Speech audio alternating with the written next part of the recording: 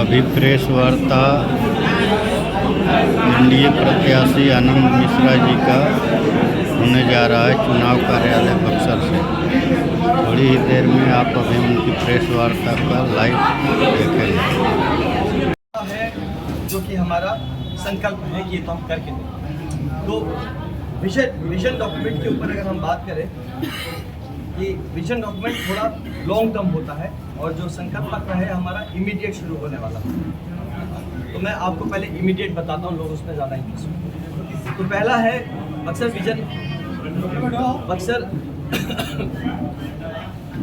Vision दस्तावेज हमारा 2025 का कि हम सबसे पहले जो इसमें लाने वाले हैं वो है सुशासन और पारदर्शिता पे काम करेंगे, जिसमें भ्रष्टाचार के खिलाफ एक युद्ध हो, जिसमें हमारा संकल्प रहेगा कि भ्रष्टाचार बक्सर को भ्रष्टाचार मुक्त बनाने का हर सरकारी विभाग में जवाबदेही तय कराई जाएगी और पारदर्शिता के लिए तकनीकी आधार पर व्यवस्था तैयार कराई जाएगी।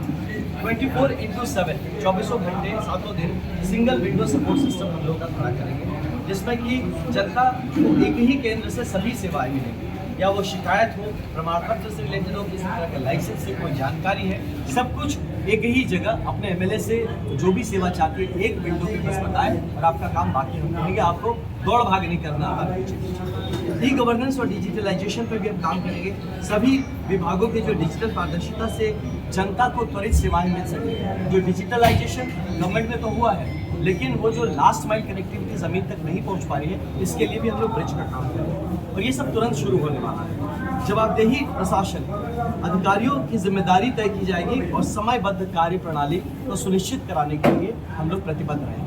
ये ऐसा नहीं होगा कि अब सब मिलके अधिकारी और नेता सब मिलके शोषण पे उतर जाए, तो ये हम लोग नहीं होंगे, करने देंगे। इसके लिए जवाबदेही तय की जाएगी। शिक्षा में क्रांति लाना है, ज्ञान का विकास करना है। स्कूल का जो नेटवर्क है, तो बक्सर में जो सरकारी स्कूलों को मॉडल स्कूल में कैसे बदला जाए, इस पे हम काम करेंगे। अब इसके लिए सिर्फ आप ये देखिए कि गवर्नमेंट के फंड्स पे हम आधारित नहीं रहेंगे। बहुत सारे ऐसे लोग हैं जो कि बक्सर के लोग हैं, अच्छी अच्छी जगह पे पहुंच गए हैं, उनको भी इन्वॉल्व करेंगे। हम स्कूलों को गोद ले लीजिए, आप उसको अडॉप्ट कर लीजिए और इसको एज अ मॉडल स्कूल आप कैसे डेवलप करते हैं, लेकिन मॉडल स्कूल का एक पैमाना तय कर दिया जाएगा कि उसको पकड़ के चलते हैं और जो भी सरकारी नियम कानून है उसका उल्लंघन बिना किए मॉडल स्कूल को हम डेवलप करने पे चलते। सरकारी स्कूलों का उन्नयन करना है, जिसमें कि smart class, lab, digital learning की सुविधाएं हर जगहों से सुविधा ना हो, उस पर काम भी हो और डायरेक्ट उससे बच्चों को उससे फ़ायदा मिले, इसको भी सुनिश्चित कराना है। कॉलेजों को सक्रिय करना है, जो कॉलेज निष्क्रिय है उन्हें पुनः चालू कराया जाएगा, जितने भी यहाँ पे कॉलेज निष्क्रिय हैं। लड़कियों के लिए, हमारी जो बेटियां हैं उनके लिए विशेष कॉलेज, तो हर प्रखंड में एक महिला कॉलेज स्थापित हो। एटलीस्ट ये कह सकता हूँ कि बक्सर विधानसभा में 2 प्रखंड हैं, कि दोनों में एक एक करके मजबूत महिला कॉलेज स्थापित किया जाए, इसके लिए भी हम लोग स्टेप उठाएंगे। बक्सर में विश्वविद्यालय की स्थापना, क्योंकि ये सदर है तो विश्वविद्यालय की स्थापना यहाँ का डिमांड भी है स्टूडेंट्स में स्पेशली, और वो विश्वविद्यालय जो उच्च शिक्षा को उपलब्ध कराए, साथ में मतलब गुणवत्ता वाला शिक्षा उपलब्ध कराए, सिर्फ नाम का डिग्री बांटने वाला यूनिवर्सिटी या कॉलेज। स्किल डेवलपमेंट सेक्टर सब स्टार्ट करेंगे।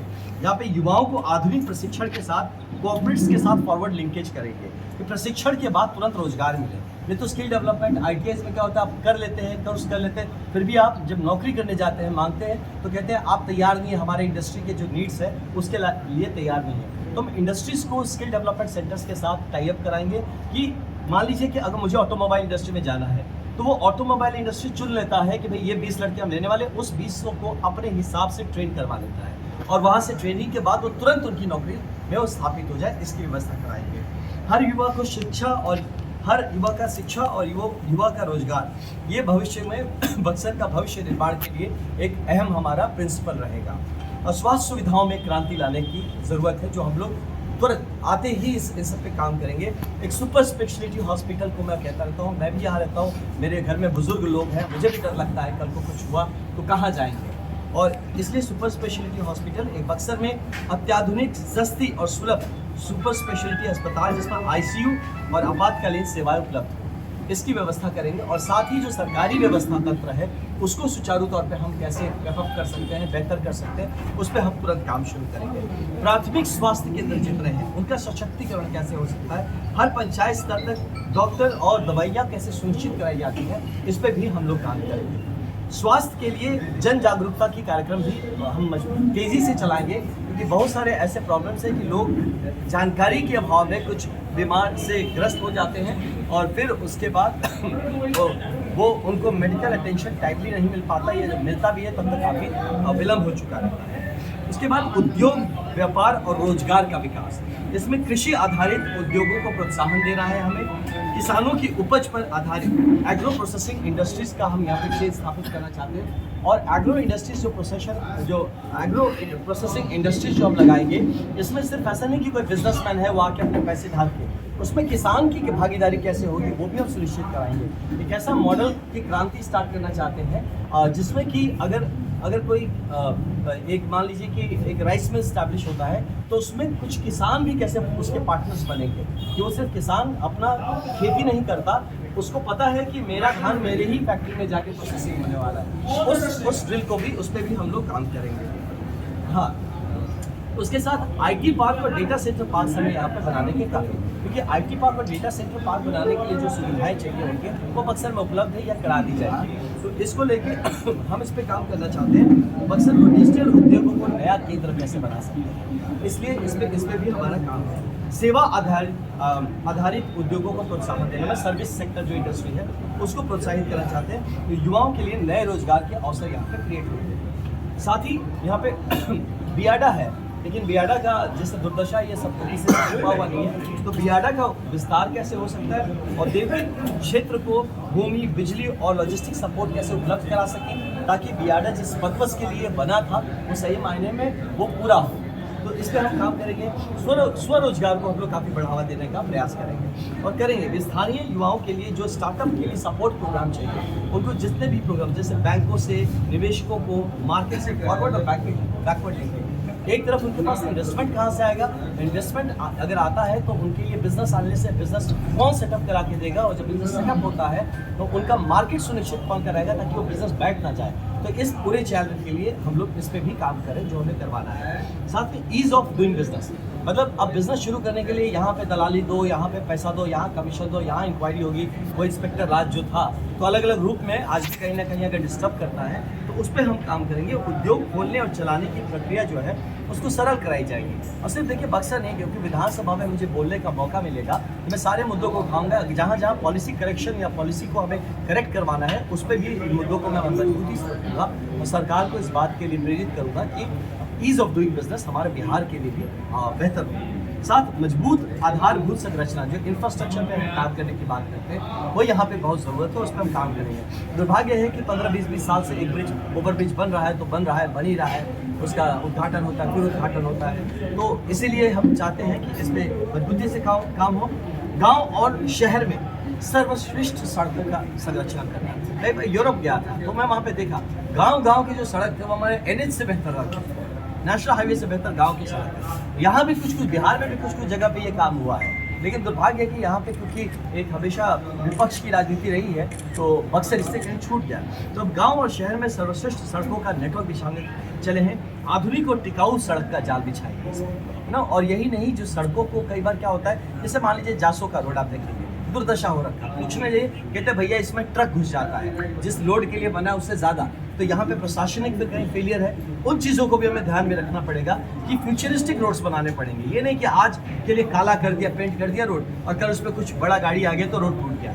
तो ये सब बातों को ध्यान में रख के हम कामों को आगे बढ़ाएंगे। अंडरग्राउंड बिजली प्रणाली, जो बिजली के तार आप देखेंगे यहाँ पे पूरा ऊपर का तार ही तार, हर जगह तार टूट रहा है, गिर रहा है, ये एक बड़ी मतलब व्यवस्था में गड़बड़ी दिखी मुझे।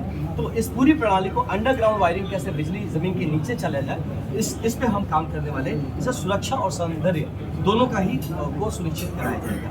हाई स्पीड इंटरनेट की व्यवस्था करनी जरूरी है। आप देखिए बहुत बार इसी रूम से यहीं क्या बैठे आप यहाँ से फोन उठाइए, आप देखिए हेलो हेलो हेलो हेलो करके आपको यहाँ वहाँ टावर खोजना पड़ता है। दुर्भाग्य है कि हम लोग सदर में बैठ के भी नेटवर्क का ये प्रॉब्लम सॉल्व नहीं कर पा रहे।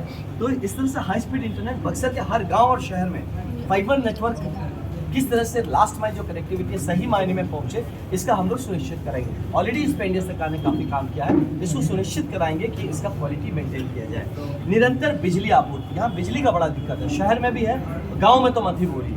तो ये इसका उद्योग, व्यापार और ग्रामीण इलाकों में 24 घंटे बिजली कैसे उपलब्ध हो सकती है, ये काम सिर्फ बक्सर नहीं है। अब देखिए, मैं जितनी बातें कह रहा हूँ, आप सोचिए बक्सर में कैसे कर लेंगे, इसका अटैचमेंट बिहार लेवल पे भी है। तो क्योंकि मुझे ऐसा तो नहीं कि यहाँ के मुझे म्यूनसिपैलिटी में तो बैठना नहीं है, मुझे जाके विधानसभा में बैठना है। जब विधानसभा में हम बैठेंगे तो इस अगर जहाँ पॉलिसी करेक्शन करने की ज़रूरत है, जहाँ गवर्नमेंट के पॉलिसीज़ को रीडायरेक्ट करने की ज़रूरत है, वहाँ इन मुद्दों को मजबूती से उठाएंगे, इनको हम डेटा से और इन सब फैक्ट्स के साथ वहाँ पे उठाया जाएगा और इसको सुनिश्चित कराया जाएगा कि हमारी सरकार इस बात पे ध्यान दे। बक्सर को बेहतर करने में हो सकता है बिहार के और भी क्षेत्र जो है वो भी विकसित होंगे। साथ ही स्मार्ट वाटर और सीवरेज सिस्टम हमें करना ज़रूरी है। बक्सर की आप देखेंगे गंदगी और जो सीवरेज और सफाई का एक बड़ा इशू है, वो अंडरग्राउंड ड्रेनेज। अंडरग्राउंड जितना ड्रेनेज है उसको अंडरग्राउंड ड्रेनेज ऑलरेडी काम चल रहा है, उसको कितना स्पीड से और वक्त मतलब टाइम लिमिट में हमको करना है। ये नहीं कि काम चल रहा है तो चल रहा है, खुद गया ज़मीन तो खुद गया हर जगह से, तो उसको टाइम लिमिट पे कैसे करें। और 0% वाटर लॉक, कहीं पे भी शहर में हमारे पानी नहीं लॉक होना चाहिए। आप पांडेपट्टी चले जाए, देखिए आधा साल वो डूबा ही रहता है।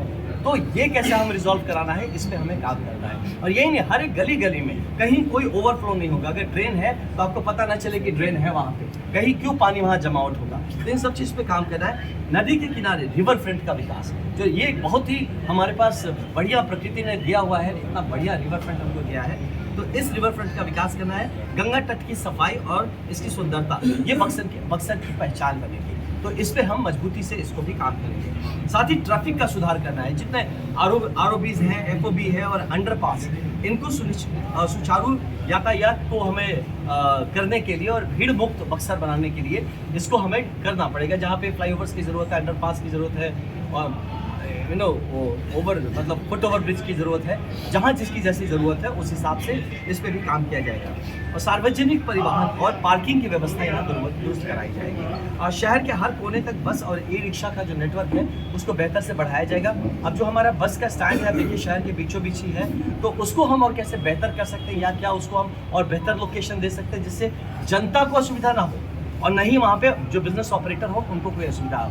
इसका क्या कर सकते हैं, इस पे भी हमें काम करेंगे। शहरी और ग्रामीण सौंदर्यीकरण के ऊपर भी हमें काम करना है। क्लीन बक्सर ग्रीन बक्सर, ये जो मिशन एक हम लेके चलेंगे, इस पे हमें काम करना है। बक्सर और चौसा में आधुनिक कचरा प्रबंधन योजना लागू की जाएगी और जो स्वच्छ भारत मिशन के तहत शहर को कचरा मुक्त बनाने का लक्ष्य रखेगी।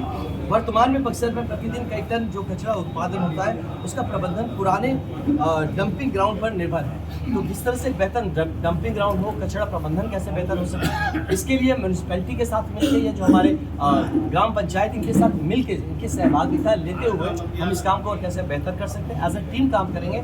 अभी दुर्भाग्य है कि आप देखेंगे यहाँ म्यूनसिपैलिटी अलग लेवल पे काम करता है, MLA अलग काम कर रहा है, MP अलग काम कर रहा है, वार्ड अलग काम करे और इसीलिए हर काम जो है अब इंडिविजुअल हो जाता है। तो इसको एज अ टीम सबको साथ लेके कैसे काम करना है, एक मास्टर प्लान के तहत कैसे काम करना है, इसको सुनिश्चित करना है। एक सिटी ब्यूटिफिकेशन का भी प्रोजेक्ट है। तो बक्सर शहर में अगर कोई एंटर करे तो उसको लगे अरे वाह यार क्या शहर है, यहाँ आके अच्छा लगा। बक्सर शहर में रहने के लिए वो सबके वो मन में वो लालसा जगह कि काश एक ठिकाना मेरा भी बक्सर में हो, वो चीज़ करने की ज़रूरत है। उसके लिए जो भी है, जैसे मैंने कहा, घाटों का नवीनीकरण, सौंदर्यीकरण, सार्वजनिक स्थलों पर लाइटिंग की व्यवस्था, ट्रैफिक लाइटिंग की व्यवस्था, ये स्ट्रीट लाइटिंग की व्यवस्था, और जो देखेंगे यहाँ वहाँ घास घूस उगा हुआ है, झाड़ी जंगल, उसको व्यवस्थित करना, जो डिवाइडर्स है रोड को उसको ठीक करना, जो रोड के साइड्स हैं, मार्केट प्लेसेस है, उनको और बेहतर तरीके से समेटना, संवारना, ताकि जो न बिजनेस करने वालों को असुविधा हो, ना पैदल चलने वालों को असुविधा हो, ना वहाँ से गुजरने वालों को असुविधा हो।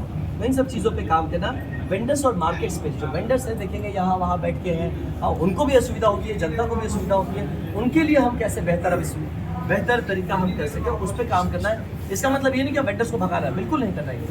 वेंडर्स किसी के पेट पे लात नहीं मारना, ये पूरे प्रोसेस में, ये सफाई में, ये नहीं कि किसी को वहाँ से उठा के फेंक दिया, किसी को हटा दिया, ये सब नहीं। उसको उनके जो डिमांड्स है, उनकी जो ज़रूरत है, उनको सही जगह पे रखते हुए उनका कैसे बेहतर करना, उस पर काम है।